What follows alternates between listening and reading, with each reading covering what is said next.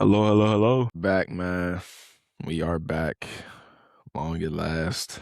Must have been like two weeks. If not three. I don't know. This is episode 8, though. Yeah, man. Um, yeah, bro, we're back, bro. We do, as always, man. We appreciate you guys. We just had some, schedule hiccups, misalignments, work schedules, stuff that's be coming up, man. But one thing is for sure, we're definitely gonna stay consistent. Um, we definitely appreciate everybody that's still been interacting with our content that we kind of been posting in the meantime between our last episode and now. Yeah, no, we always are, like I said, we said this from the jump, bro. Like this isn't like a something we had started up to do a couple episodes, get some clips, and then, you know, cut it out. So we definitely appreciate y'all if y'all still tuned in, y'all still listening. Yeah, we definitely here for the long run for sure. So yeah, how you been, man? What's going on? I mean, good. Man. I mean, like you said, it's a lot going on. It's a lot going on in the world, a lot going on in life, work, Hmm. whatever it is. But here, blessed, just appreciative, like you said, of everybody interacting. It was interesting to see all thoughts. And for those who don't know, we interact with our people over on Instagram and things like that. So put up polls and questions every now and then. It's great seeing everyone's thoughts on what you would do if you were given 10K, as far as high yield savings versus Hmm. investing. Also, just the facts and stats around having like an ethnic name, like a black name versus a non-black name, and just things like that. So we interact in different ways, but been good, man. You doing all right? Living a dream, bro. Living a dream. But nah, I mean, like I said, just been booked and busy, bro. I think we both kind of are in that point in our very early on careers where we kind of like just are hitting the road running. I've seen it. I don't know about you, but like I think I've hit that kind of point where it's like days are just starting to overlap, and it really does start to feel like the same thing every day. But not in a bad way, like robotic. Like I have no life outside of this, but it's just becoming like I think more of I think I'm just I think that's actually a pretty good sign because I think that says I'm one getting more comfortable in my role, and then two, um, I think like that just kind of routine of getting to work every day is just kind of becoming a lot easier to adapt to and kind of integrate. To, just how I kind of operate day to day. But yeah, like I said, it's definitely been busy, bro. Yeah, it's been you say, busy, bro. But you say you're hitting the road hitting back, bro. yeah, no, it's been tough for sure. But I think that there have definitely been a ton of really good learnings. A ton of kind of like just kind of like key pieces of advice and insight that I think I've kind of like been able to gather from these first what it's been how many months? August 4. That's 4 months and 7. Yeah. 7 months. 7 months. Ooh, 7 months, bro. 7 months in. We should talk about that. I mean, today I think we're gonna talk about those 7 months learnings. Got a few things lined up. Just kind of getting back at you guys. But I guess before we go any further, I just want to give that quick disclaimer. We always give. Uh, we are your hosts, Thomas, myself, and Malcolm, co-hosts, and the views in this podcast or the views expressed on this podcast are strictly our own and do not represent our employers or any affiliated organizations. We are not financial advisors, tax professionals, or legal experts. We're sharing our personal perspectives and deconstructing these industries in real time, but none of this is professional advice. Always do your own due diligence and consult with qualified professionals before making major moves. We're learning out loud. Join us, but the plays you make are your own. So in the day and age of AI, where you just do what you're told, and the human brain is actually losing activity statistically, don't do that. Think. Use critical thinking skills. If your ancestors thousands and thousands and thousands of years ago could do it, let's practice those things today. Thank you. Yeah, man. We just wanna kind of like kick this episode off with just kind of like touching base on just kind of like our biggest takeaways from our first kind of like half a year sequence working at one of the largest um, companies in the world. I think we both have had pretty distinct experiences, but there are definitely a lot of kind of like shared challenges, wins and losses. I think we both experience, but I think that kind of like taken objectively, I think that regardless, I think there's definitely plenty of sound advice between the two of us and what we've kind of been able to accomplish, what we've been able to learn, kind of like do's and don'ts, just kind of like big things that we'd like to consider gems that we think that people who are interested in kind of getting their foot into the door and getting into this space as well. I think this will serve you very well. Yeah, just to we can kind of go back and forth on this just to kind of jump in. My my first these first few months, bro, it's really been a whirlwind. I think I went from kind of like just being the guy who went straight from an internship to full time to kind of like one just trying to figure out where he fit in. To kind of like really kind of like taking ownership of a product of a service, kind of being able to like lead and work cross functionally. I think it's definitely been a lot of development and growth as far as like how I've kind of been able to contribute, provide value, provide impact to my team and to my organization. But I think more importantly, it's been like the somewhere I think like just some like the more like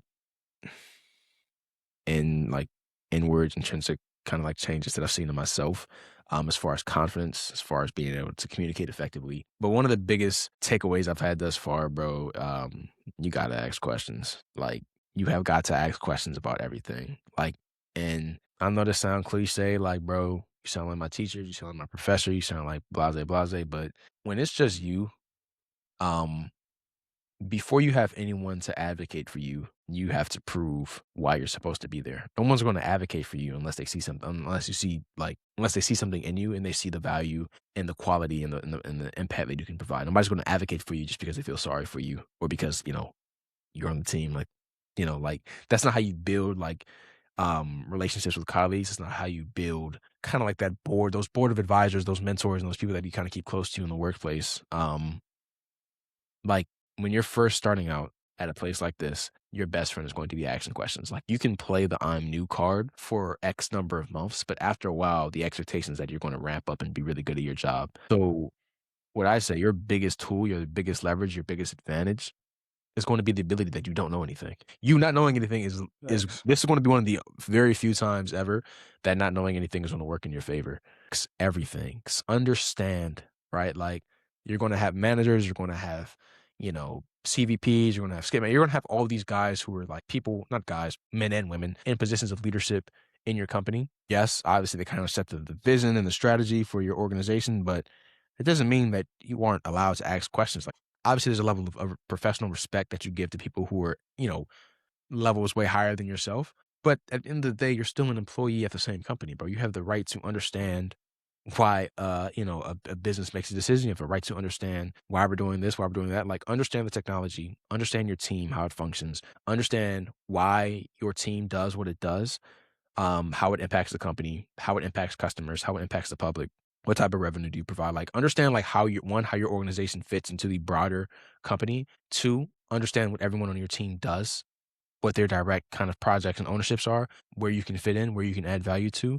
And then three, ask questions just to understand, right? Like when you receive tasks, when you receive projects and assignments, don't just like say, okay, I have to do this because it's been given to me. Understand why you're doing it because it's a difference between being given work for the sake of being given work. And there's also work that actually provides direct value and impact to the people that are in your organization and your company, right? So understand like why everything that's given to you, understand why it's been given to you, right? Like just understand, ask as many questions. There is no, depending on like some managers and some relationships are very different and distinct, and some don't have that type of leeway. But I think that if you are like a manager and you are really invested in someone new in your team's growth and development, they'll be more than happy to answer your questions and kind of like walk you through and really ramp you up properly to make sure that you are um, you know, like a quality contributor and employee. So I think that's one of my biggest takeaways from these first few months for sure. No, I think that's real.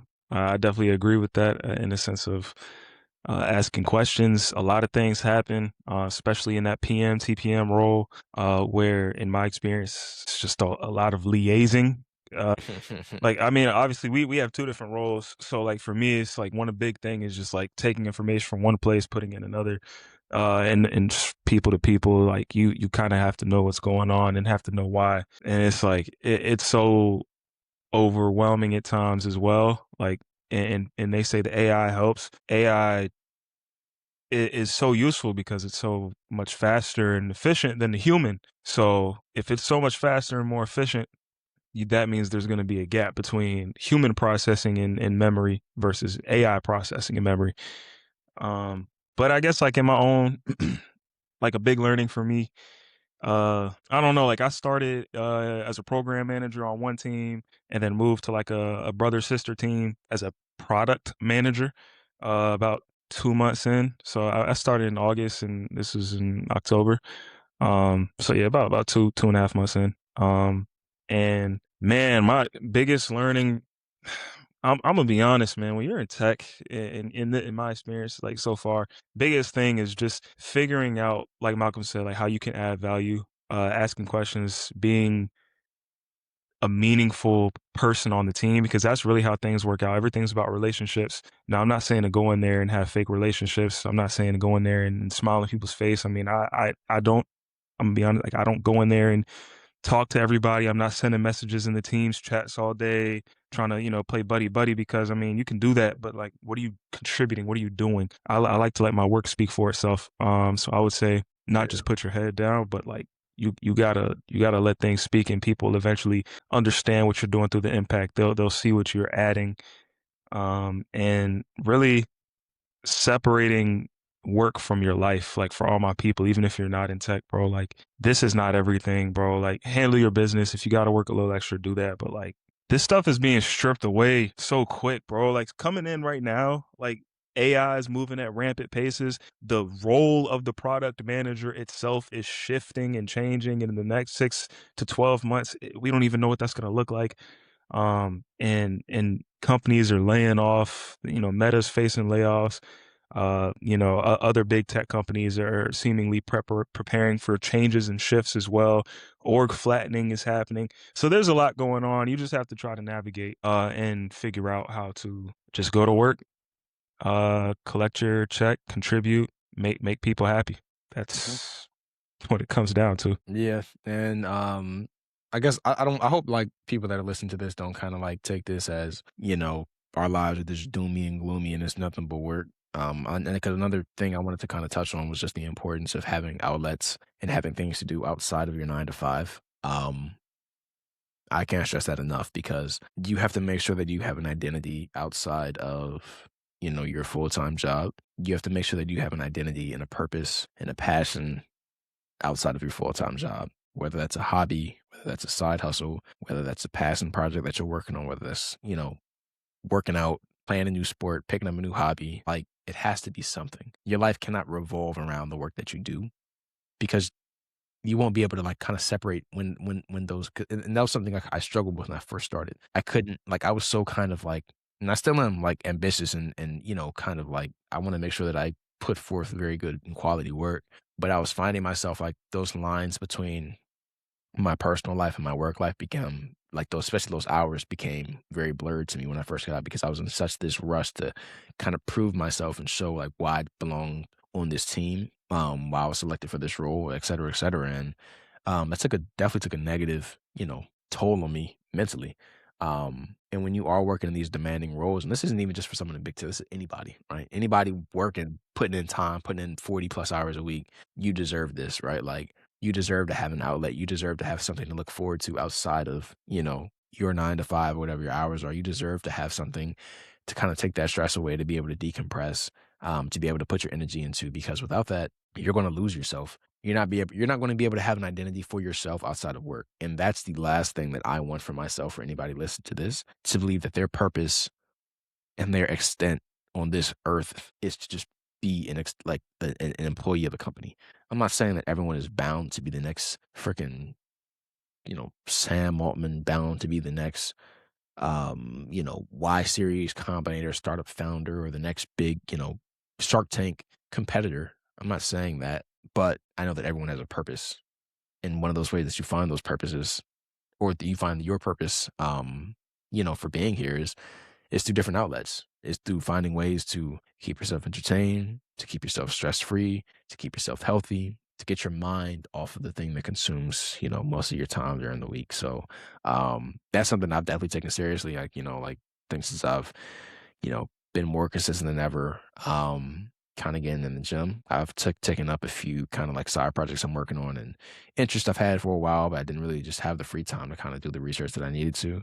Um, and things like that, right? Like, I've been able to, you know, kind of like put time towards things that I really want to and put my, money and energy towards things that I'm actually interested in.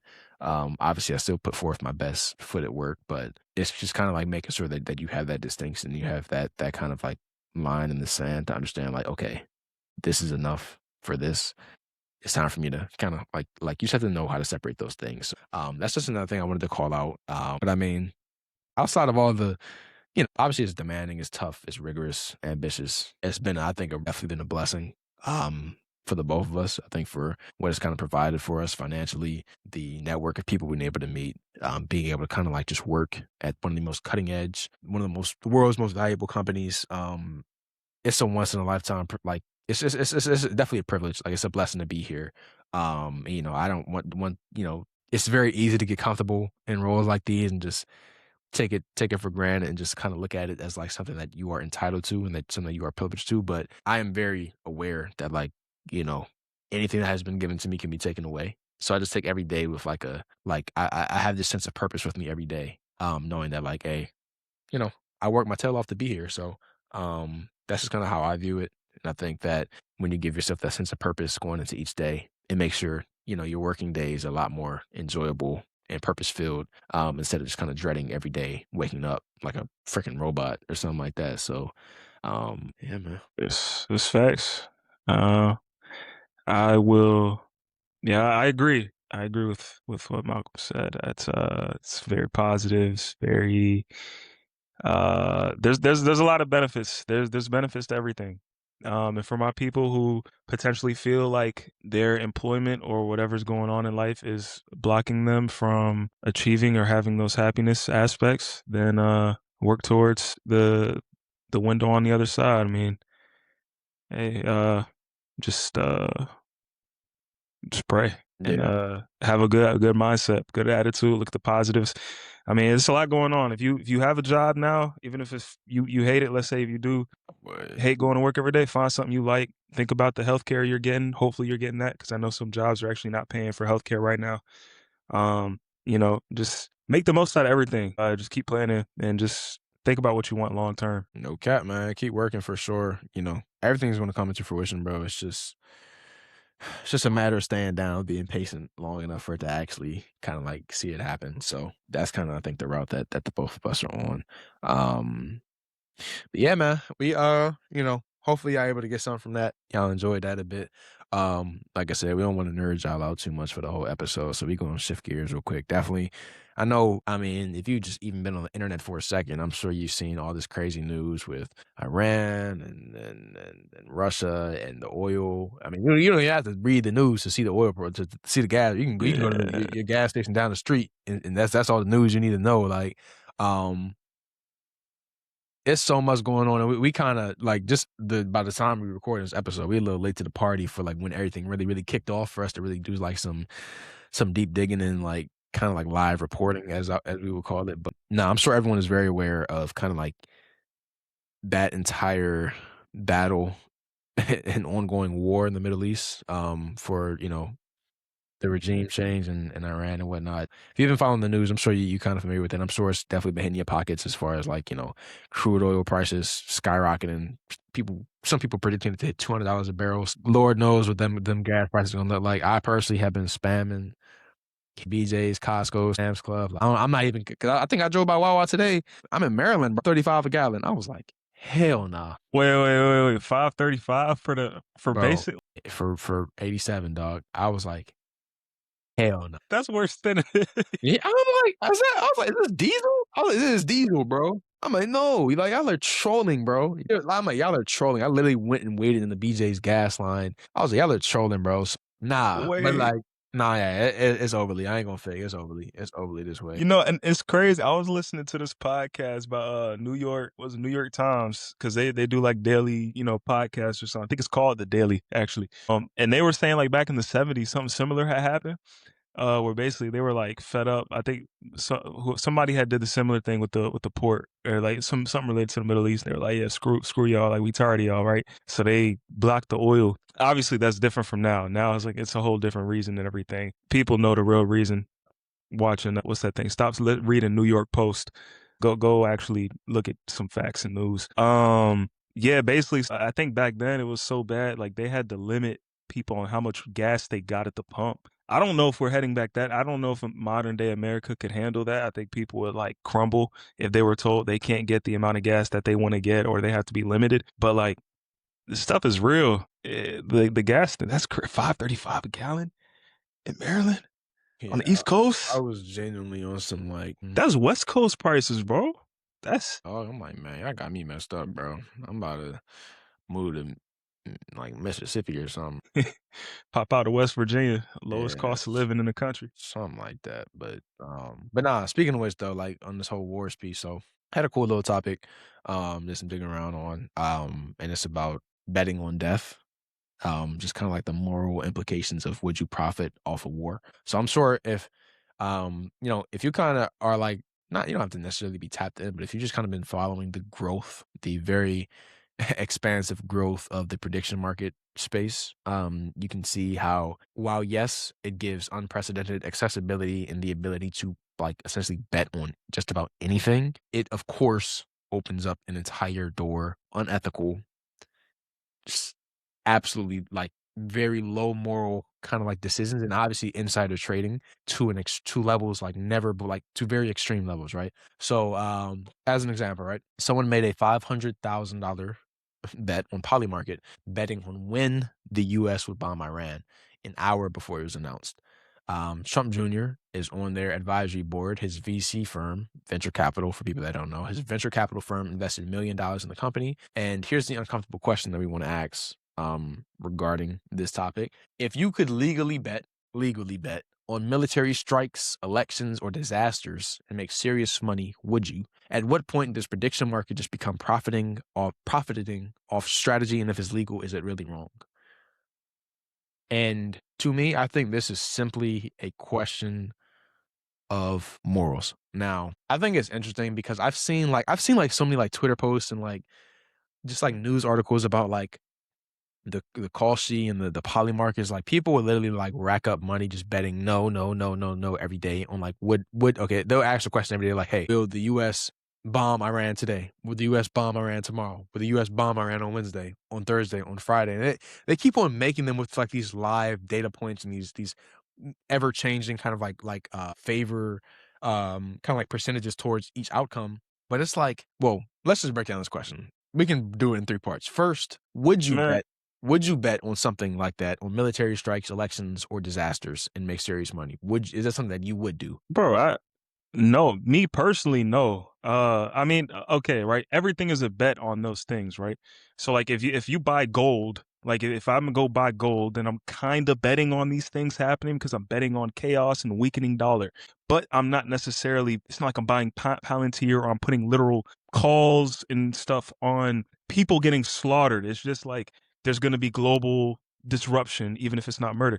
However, I think as a society, these bets have been happening. Now it's just changing It's just who accessible. is Yeah, it's just more yeah, accessibility it's for sure. who is able to bet now Yeah. because all this stuff is about money. Every single war and every single U.S. war has been about money. And then people want to talk about World War II. They didn't jump in until they were forced to. It wasn't like they cared to stop what was happening overseas. It was hey, y'all started messing with us. Now we're gonna go over there and commandeer. We're gonna do whatever we got to do, and it's money. But to answer the question, I would not directly bet on these things in disruption and war. I do not. I mean, I would like to be able to bet on defenses and aerospace companies with the thought of those going towards an improved Earth, and making money other ways. But yeah, no, just short answer is no. I'm not betting on blowing up schoolgirls in another country. I can't That's not morally funny. That's no. not funny. That's not funny. I'm not I mean, laughing. yeah, no, no, no. That for sure. I know you're not laughing at that. I was just saying like that. That's literally like that's just one of the things they're doing. I can't get behind that. Yeah. Like. Nah, no, no. personally. I agree. I would say I would. The only thing on this list I think I would bet on would be like elections, but I honestly I don't even bet all that much. If at all, I haven't bet in years since I like started like I think I was in like a junior in college when I was like trying to make like little $5 bets on underdog and prize picks, getting my shit stolen. But nah, I definitely agree. I think that there is a first of all, I feel like stuff like this, you are never going to profit unless you like the I wish there was a tracker for the amount of times that Trump has made an announcement. Even last week, Trump so clearly manipulates the market. It's not even like a like it's just blatant now. Believe last Friday, like the S&P was down. Oh yeah, it was trading around like 666, 665. And then out of nowhere, towards the end of the day before the market closes, he goes, "Hey, we're just about done with the war on Iran. Like we're gonna wrap like it looks like it's about to be over." The S&P jumped up to $672. For people that don't understand, the S&P 500 does not just jump up. Like for the S&P 500 to jump, that means like something has to like something like an announcement that has the potential to change the global economy, to change like the US is like GDP, like it has to be like a cataclysmic level announcement for the S&P to just jump like the sky. These are the type of fluctuations in price I expect from individual stocks that may have had like a crazy earnings call, or they just had a crazy partnership, or they just had something that warrants, that level of a spike price because it's only that company. But for the S&P 500, which tracks the 500, what I'm saying, largest market cap weighted companies, for it to jump up like that, 3-4 percentage points off an announcement, you can bet your balls Trump had some type of call, some type of hedge, or some type of bet to back up his announcement. He knows what he's doing. He's not like, and I believe I saw a post. I think Trump's net worth. Hold on. How much has it gone up? Yeah, since he's no, no, since he's been president, Trump's net. Yeah, yeah, that's what I'm saying. According to Forbes, right? Trump is up 1.4 billion from last year and about 2.2 billion from early 2024. Well, I didn't know the $400,000 a year presidential salary was that great. Wow, that's He has netted like just to give you guys some more context, he has netted an estimated $550 million over the past year through selling cryptocurrency tokens known as stablecoins. The Trump family receives 75% of the net proceeds when the World Liberty sells these tokens, according to the Wall Street Journal. Like, what do we talk? Like, this is the only president. Has there ever been another? And I don't even want to speak like from an. And if someone please do fact check me and correct me if I'm wrong, but I don't think I've ever seen a president's wealth grow this substantially since they've been taking over office. Since this dude, every decision he makes, everything that he does, every policy he implements, it's literally like the only thing that stops him in his tracks is when the S&P goes red, when the market goes red, when trillions are wiped out in market cap, in value in the stock market.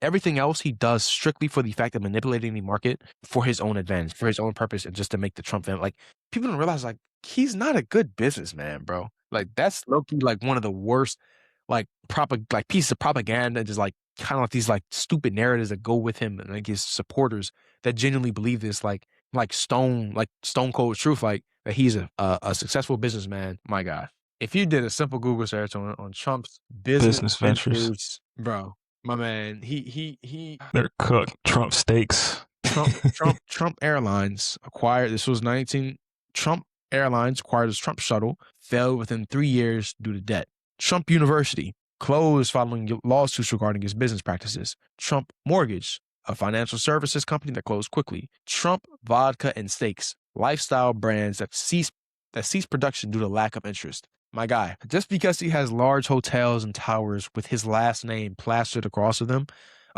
does not mean that he's a good businessman. He inherited an insurmountable amount of wealth and made a ton of bad decisions, but he capitalized on being the most powerful man in America by manipulating the market at his will and doing what he wants to make insider trade bets and calls and sit.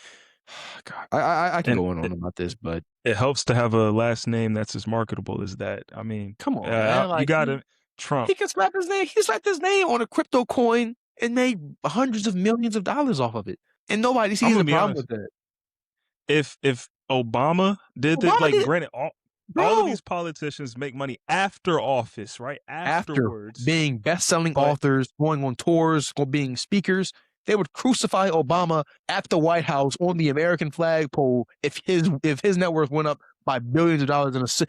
It hasn't even been a full 4. It's been a year since he's taken office, bro. Obama would literally be Yeah, crucified on the American flag in the White House and garden, in the White House lawn. he he would be he would be strung up, and let's just talk about this. Trump, he's moving so fast that he's avoiding the legal repercussions of the things he does. That's why there's all these lawsuits against him by states, companies, and he's suing Why back. he's never People gonna don't like it's understand crazy. how illegal what he's doing is. And if people say, well, why are you focusing on this? There's so many things he's doing. He brought out the Epstein files. So what?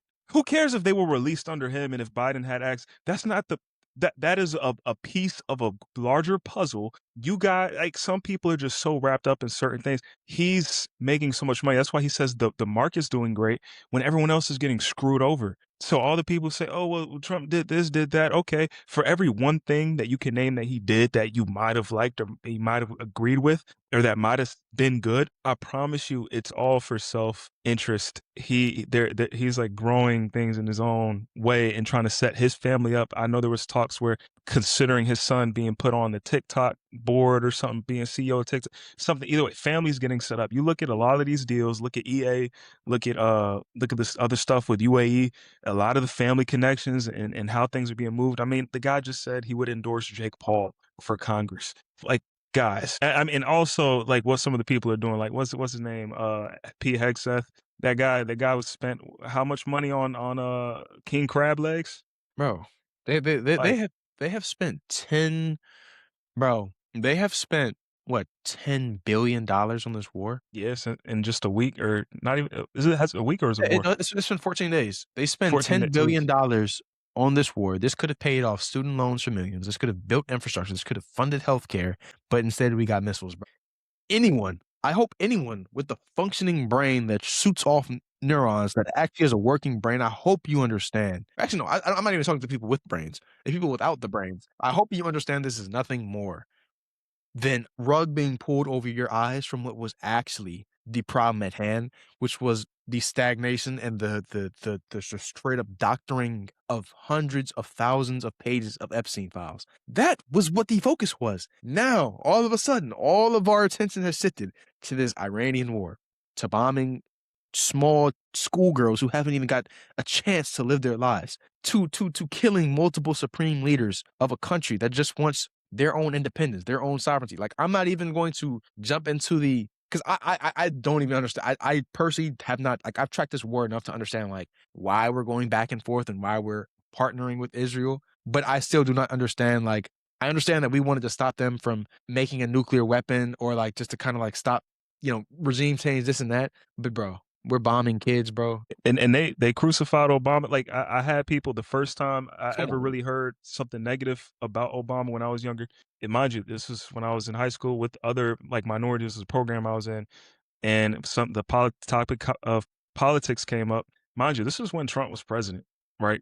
And they said, well, Obama wasn't that great. He blew up a school. So Bro, I'm not going to say so. bro. Every president, and for one, Obama, dude, I might be wrong. I don't think there was children in the school. It might have been a school being used for. I don't think there were children. I don't think he would knowingly blow up a bunch of kids. This other guy, on the other hand, he treats the war like it's a video game, like it's Battleship. I mean, they're posting videos of movies and video games to promote blowing stuff up. And then people want to talk about morals and Obama. Obama's probably the most morally sound president we've had in the last 30, 40 years. Not saying that all politicians are morally sound, but I mean, think about it. Biden, he was, you can't, I don't think any too much Well, happened. But okay, even if you don't say morally sound, as far as like a decent politician, just a quality politician, like someone who could actually sustain a conversation and an argument and keep things level and talk back and forth with you, even if he wasn't the best in the last 30, he's the last one we had that could do that. I think Biden was just too old, and Trump, I mean, he actually, no, I mean, there's definitely a argument. I think dudes like Jimmy Carter and like, yeah, but I mean, yeah, I think in but our that area, was but Jimmy that, Carter was that was over yeah, 30 years ago, right? Those are the early yeah, 90s. yeah, that was a minute ago, I think. But no, I mean, like, bro, Obama caught hell over wearing a tan suit. Like, because it wasn't appropriate for discussing. We can't even compare the type of stuff that he caught hell for and he got scrutinized over, felon, and nobody cares. I'm telling you, if Obama had a tenth of the convictions, of the accusations, of the drama, scandals, things that just he's involved in that Trump is, bro, he would be impeached without hesitation. Without hesitation, without a like, bro, like it's just so crazy how nobody sees this, but hey, man, this is the country that we live in. This is the world that we live in. You know, we Wait, just real quick. in it. I just need to correct myself. I've lost my mind. It said Jimmy Carter presidential term was 1977 to 1981. Jimmy Carter was a little I minute know he ago. was, I don't think it was the 90s. I was like, you know what I'm saying? but he was the 39th president, and Trump is on his Yeah, 47th. yeah, I'm about to say So 'cause Reagan was after him. After, I think, yeah, like, yeah, yeah, Reagan cooked. yeah, he was the 80s. Yeah, yeah, That guy. yeah. Yeah, that guy's, Yeah, yeah. maybe we should stop putting politicians in office who are not politicians. You know, let's stick away from the actors and the business people. Let's get people who actually like have a background in like law and politics Yeah, and you know, I yeah, don't know. yeah. Yeah.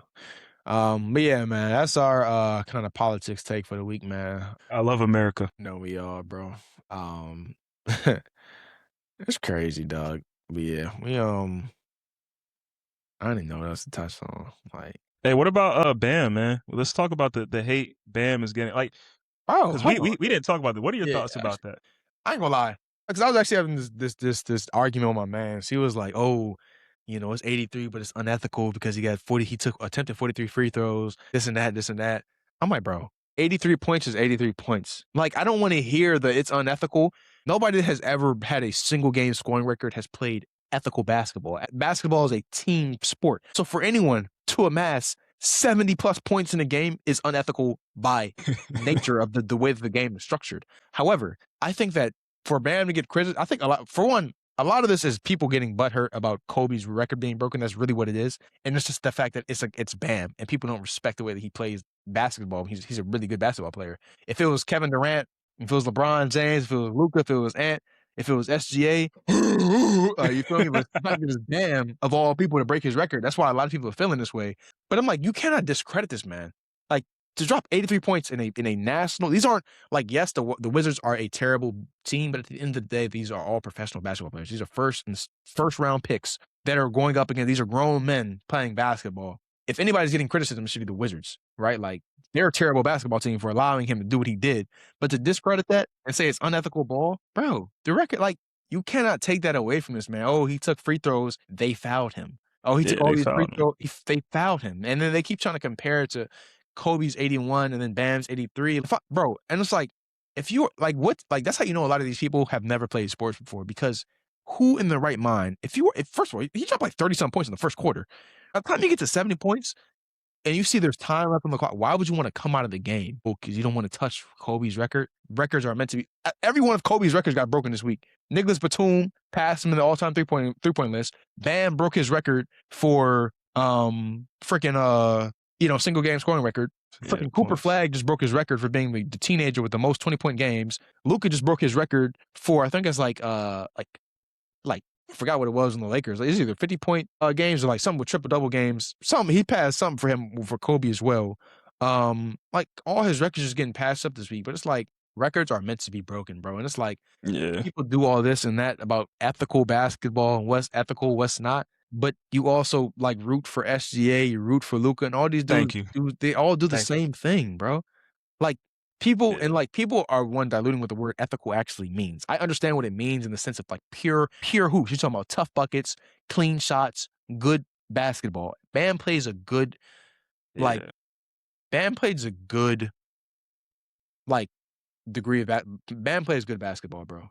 But it's like you cannot in the same breath root for these dudes that flop after every single call, get every single whistle, and get free throws, but just because of the fact that they didn't get 83, they don't have the same star power, they don't have the same bag. Bam's is unethical. At the end of the day, dudes play the Wizards every night. Dudes get the same 48 minutes that Bam got every single night, and nobody else has done it. So say that his is unethical. Oh, it don't really count. I mean, somebody else with a 3-point game. Man, that's why these haters, Ime Udoka, bro. Yeah, he was That was grinding. big time He was hating, hating, bro. Some hating. oh, he only made 6 threes. Oh, it's the Wizards. Man, that guy didn't he not? Was he the one that didn't even make the league, or somebody played against LeBron and some early on? Was it the Celtics coach or was it Ime Udoka? I think Somebody it was used to Joe. I think that was talking about Joe Mazzulla. But nah, Joe Mazzulla. Okay, I ain't gonna lie. Ime just been salty since he lost Nia Long, and I since he cheated on her. Like Eh, he been tripping since. But he mad. he's a He great mad. coach. Bam winning. Yeah, but I'm like, bro, you can't take that away from him, bro. Because I've seen so many different arguments about, oh, I've seen some people say like, oh, he shouldn't have kept playing out of respect for Kobe. Oh, he should have his 40 Kobe 83 wouldn't was have did that. unhappy. I'm like, I'm not trying to hear none of that, bro. Kobe wouldn't have did none of that, bro. I'm not Kobe trying would to have hear went out none of and that. won the game, got the record. Yeah, bro. Like that's what I'm like, bro. People are so like, and I hate how discourse has become around basketball and all sports. Like everything is so like stats driven now. Everything is so like analytical, efficiency, true shooting percentage. Like it's all this like nerd, like Excel sheet stats. And it's like I'm cool. Like obviously stats are good for when you need data driven evidence to prove something. But when that's your only argument every single time, like bro, I feel like when you're having objective basketball conversations, it has to be a mix eye test, just watching someone on the court and seeing if they are gifted and just really good at basketball, and then stats. Yeah. Stats should never be the one and only. Bro, like who cares? It's 83 points, bro. I feel like like back to your point, like people you can't hate on Bam and then like Dwayne Wade, who actually I think is one of the most foul baiting players of all time, like statistically. Which I love Dwayne Wade's game. Like I like Dwayne Wade's to me, I think he's consensus third best shooting guard of all time. But like Dwayne Wade he's a dog. Like I love everything about his game. And like if your name's not James Harden or Shea Gilgeous-Alexander, then I'm cool with it. Those guys, for some reason, I just don't. I know they don't foul bait as much, especially like Ooh, statistically they don't. Like statistically they're not the top. The worst are like, statistically they don't. But if you watch the games in the way that SGA gets fouls, bro, it is oh yeah, freaking. no, yeah, no, it's It's cut. like, granted, SGA I think has had one of the best point guard seasons I've ever seen back to back. I think he's the like top pick player in the league. Like his talent is undeniable, but like I said, you can't root for him in the same breath and then hate on Hit Bam on man, because yeah. it's just like it just doesn't make sense to me, bro. And it's Or like, if you like James Harden, prime yeah, James like Harden. come on, bro. It's like they don't even play the same brand of basketball either. Like Bam is a big, they just can't guard him, bro. Like he goes up in the paint. He's not doing step back threes, fouling for like granted he did take like 22 threes, but this is like and the thing I really hated was just the Kobe fans trying to defend this. Like their logic just makes no sense to me because some way in their mind, like it's like, okay, you'll compare Kobe's 5 championships to LeBron's 4, and they say, oh no, 5 is greater than 4. But then when you compare Bam's 83 to his 81, it's no, 81 is bigger because he had a harder fought. It's like people pick and choose arguments when it fits their narrative and when it makes their argument look more justified. But when it really doesn't make sense, they have a hard time actually flipping that and being objective about it. So you just have to understand when you're dealing with somebody who can't see past the fact that their favorite player's record got broken. And when you're talking to Yeah, somebody who's just an actual basketball fan and enjoys seeing like good momentous things like hoops. this actually happen. Like, yeah, like, and if you actually go back and watch the game, watch his highlights, he was frying. Like the fourth quarter, you can debate about how that went around. Like there were some questionable things, like with the Heat fouling, with the Wizards, like that. Okay, I get it. But Yeah, them first 2 quarters, bro, he was straight bro. killing, bro. Everybody does that too, bro. We've all seen Giannis threw the ball off the backboard to get the Yeah, extra like bro, he rebound. was like everybody's stat pads, everybody does this and that. But it's the fact that it's your favorite player's record that got broken. Now it's a problem about ethics. Now it's a problem about what's real basketball and what's not. I'm like, And I think all the real hoopers know, like people who really play, even if you're not a hooper, if you played sport, you played any level of organized sport, not only do you respect this, but you understand like how challenging it even is to accomplish this feat. And if you're a hooper, you like good ball. You can just see, like, back to what Michael said, like people trying to compare everything with stats. Like Jimmy High Roller, yes, I'm sure a lot of us still like watch the video every now and then, bro, or he's like a grew up troll. watching his videos. Like you and even if you watch his videos, he goes through all the stats. He always has a graph or a visual and a bunch of stuff. But at the end of the video, he's always basically saying like it's really still difficult to tell. Like there's no real way to categorize or analyze all this stuff. So pretty much basketball, yes, the game has changed. This is the game that they want. They want high scoring. These records are going to be broken because that's the way the NBA is set up now. But at the end of the day, if you know ball and you like good ball, like that's all you that's what you're here for. And you can tell by the eye test like who's tough. Like there's a lot of tough dudes from the NBA who are not considered all-time greats because they didn't achieve accolades, they didn't do this, didn't do that, but they're tough, and everyone knows that they're killers on the court. And you got to remember, it's a business, right? They needed this to happen. They needed Bam to hit 83. They needed people to talk about the stuff. Playoffs are coming up. March Madness is heating up, so there's going to Mhm. be split viewership a little bit there. So you know what I'm saying? It's by design. Shout out Bam. Shout out Asia Wilson. Shout out the whole camp they got going on over there. That dude, I've liked him since what was it, the Heat, when the Heat made the run to the playoffs. I'm not gonna say I cared like a whole lot before. Like I always knew he was a dog, but like that was really when I like You paid attention. you've never said Bam's name. Bam's, I got him on my fantasy team right now. You I you drafted him. I you like have Bam. you have never said Bam's name ever. I like, bro. I'm just You I'm not saying you I'm an OG Bam supporter, but he's from North Carolina. oh my god. Bam's from North Carolina, bro. I'm not saying I'm an OG Bam supporter. I think he's from Raleigh. I think he's from the trailers. Hold on. Nah, he is from NC because I seen hella dudes fake claiming where he from. Everybody from the It say he from 252s. Newark. He is not from Newark. He raised by his mother in North Carolina in Pinetown, attending a school at Northside High School, Pinetown, and later high school, High Point Christian Academy. That's not this. No, John Wall went to Word of God. Okay, never mind. But yeah, I'm just saying, bro. I'm not saying I'm the biggest Bam fan. I'm not saying I'm like a super fan or anything. I'm just saying I've been a I'm just supporter since I'm just saying. they made that run to the finals. Yeah, no, no. I'm not checking for Bam like every week. Like my favorite player is Derrick Rose. You know what I'm saying? My favorite current player is probably, I'm not gonna lie, I don't really check in on anybody, but I like I guess the big names like Ant Wemby. I like those dudes, like young dudes, like set the tone in the future of the league and stuff. But yeah, Bam's solid. Like personality, like you don't ever hear nothing about him, bro. He handle business. And you could die. I'm just saying, like Bam a solid dude, bro. That's all I'm saying. Do you mention every NBA player that you support? It's out the mud, man, with Rashad McCants, y'all. You ever seen that clip, bro? It's out the mud, Rashad McCants. I don't You think never I seen that, have. bro? When Rashad McCants was like, I would break Kobe's record. I would get Kobe's 81. And he's like, it's out the mud, y'all. With Rashad McCants. And they end the episode. You never seen that clip, bro? Nah, I had to look up who I know who he is now.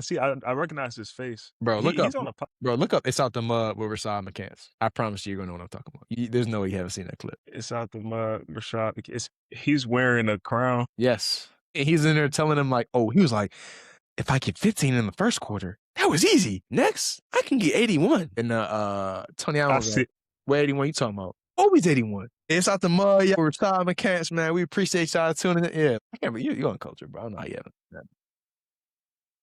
Hold on, y'all might not get why I'm laughing. I just watched the clip. I see that clip before. Yeah, that's what I'm saying, bro. Like, bro, you got to pick up on this, bro. But Bro, hey, man, we should have showed that on here, bro. If y'all don't know, go look it up. Y'all get a good yeah, laugh out of it. we gonna figure out how to put clips on here eventually. But we still bots right now. But hey, man, it's Black Box Theory, man, with Thomas, and we out, man. We definitely appreciate y'all tuning in for our first episode back. We back consistent. We back dropping. We are not stopping. We still here. We still working. We still dreaming. We appreciate everybody Yes, sir. tuning in, staying with us, sticking with us, listen to us, man. And we got some more cooked up for y'all, man, for sure. Absolutely, man. Y'all be blessed. Y'all be blessed, man. Make sure I hit church tomorrow, read y'all Bibles, or, respect to all religions. Do what you must. But yeah, man, just stay tapped in, stay blessed, stay prayed up for sure. And we will catch y'all next week. Peace. Peace.